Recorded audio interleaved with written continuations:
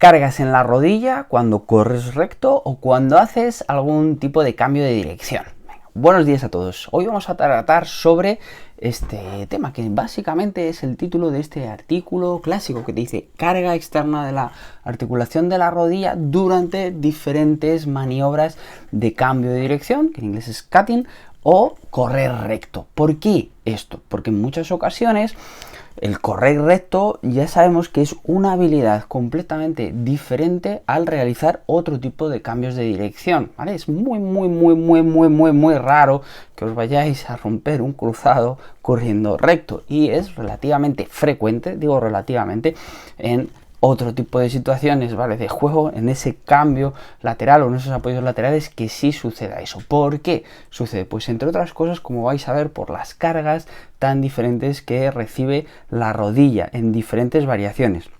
La moraleja de esto será, aparte de lo que vamos a ver ahora, que determinado tipo de ejercicios clásicos, bilaterales, en este plano frontal de flexo-extensión, léase sentadilla o léase movimientos olímpicos, pueden ser útiles, pero tampoco ni de cerca se acercan a este tipo de cargas que vamos a ver. Mirad, ¿en qué consiste el trabajo? Es un clásico, es del 2001 y básicamente cogen a 11 futbolistas y les miden con dos sistemas biomecánicos muy potentes, son muy caros y están en pocos laboratorios, ¿vale? Es el sistema Beacon y el sistema de plataformas de fuerza. El Beacon es el clásico sistema con el que se crean los juegos de ordenador, que te ponen aquí los reflectores y hay unas cámaras muy potentes, muy caras, que van reflejando con 50 datos por segundo todos esos puntos, 50 datos por segundo, ¿de acuerdo? Lo que está sucediendo. Y luego la plataforma de fuerzas, que sabéis que es como una hipermegabáscula, que ya no mide solo 50 datos por segundo, llega a medir 2000 datos por segundo de todas las fuerzas en todas las direcciones que estás haciendo durante ese apoyo. Y como detalle, pues bueno, aquí miden un poquito esta curva que se producen los apoyos y nos dan tres indicativos, desde cómo asimilas el peso, que lo llaman weight acceptance, y es desde que apoya el talón hasta el primer pico de fuerza, hasta el primer pico hasta que alcanzas el 10% de tu pico máximo y el último 15% de ese pico máximo. Así que fijaros lo interesante que puede llegar a ser y que van a valorar 4 tipos de desplazamientos. Uno es correr recto. Todos tratan de hacerlo a una velocidad más o menos constante y no es altísima velocidad, son solo 10 km por hora, ¿vale? Y en deportes colectivos se alcanzan velocidades muchísimo mayores, pero como referencia vais a ver lo que sucede, ¿vale? Entonces 10 km por hora, correr recto, 10 km por hora, maniobra de side step en 30 grados y en 60 grados. Ahora vemos cuáles. Y luego un crossover step, que es en otra dirección, ¿vale? Cruzando una pierna por encima de la otra de 30 grados. Mira, aquí tenéis las dos maniobras, ¿vale? El side step arriba y el crossover step abajo, ¿vale? Como veis, básicamente el side step es apoyas y sales en abierto, crossover step apoyas en cruzado y cruzas la otra por encima, ¿vale? ¿Qué sucede? ¿Qué datos nos da este trabajo tan fantástico? Bueno, vamos a acercarnos aquí para que lo veáis.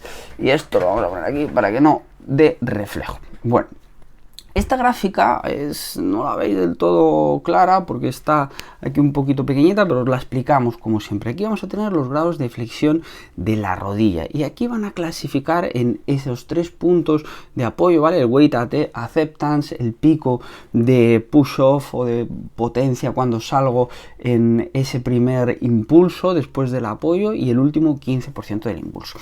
Lo que vemos, este es el momento de flexión y extensión en la rodilla. El clásico, cómo se flexiona y se extiende la rodilla. Y vemos que en los 4 tipos de movimientos es muy parecida las gráficas. No hay mucha diferencia, incluyendo la variación en la angulación de la rodilla. ¿Qué quiere decir? Que en ese plano no cambia mucho el correr adelante respecto a los otros gestos. Ahora bien, ya sabéis que la rodilla, aunque sea su movimiento principal, tiene muchos otros movimientos, ¿vale? El varo y el valgo y las rotaciones, que son precisamente donde nos podemos llegar a lesionar de gravedad los ligamentos, o por lo menos donde se producen ese mayor número de lesiones. Pues cuando evaluamos aquí arriba que tenemos el momento de varo y de valgo, ya veis que las gráficas no son tan parecidas. Os lo voy a enseñar de cerquita, pero ya veis cómo la gráfica cambia un montón, ya no es tan parecida. Y cuando valoramos la rotación interna y externa, es que fijaros, ¿vale?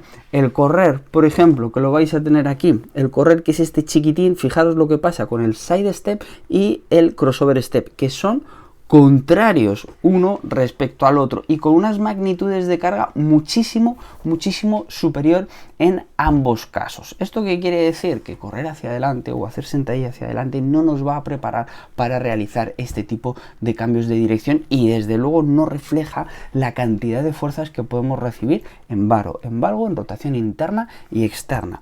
Como reflexión final, indicaros que normalmente lo que sería el side step va a tener ese movimiento de flexión, por supuesto, cuando amortiguo, fijaros la pierna, ese momentito de flexión y luego va a ir más a valgo y rotación interna, mientras que el crossover nos vamos justo a lo contrario, seguimos teniendo ese momento de flexión, pero se produce más un varo y una rotación externa, es donde nos llegan las mayores fuerzas.